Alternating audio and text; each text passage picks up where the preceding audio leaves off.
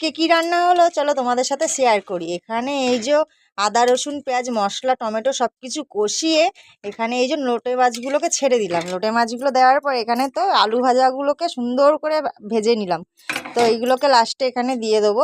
তো এখন জল টানতে অনেক সময় লাগবে, মোটামুটি প্রচুর সময় লাগবে। তো চলো জলটা টানুক, তারপর তোমাদের সাথে দেখা হচ্ছে। তো এখানে জলগুলো কিন্তু অনেকটাই টেনে এসছে। তো আলুগুলো ভালো করেই ভাজা ছিল, তাও আমি আরেকটু সেদ্ধ হবে বলে এর জন্য আগের থেকে দিয়ে দিলাম। তো এবার আবার একটুখানি নাবানোর শেষে আবার তোমাদেরকে দেখাচ্ছি। চলো আলুগুলো আর একটু সেদ্ধ হয়ে নিক। চলো এখন আমি নাবানোর আগে এই যে কিছুটা ধনে পাতা ছড়িয়ে দিলাম। তো চলো এখন ঢেলে দেখাচ্ছি তোমাদের কেমন হয়েছে।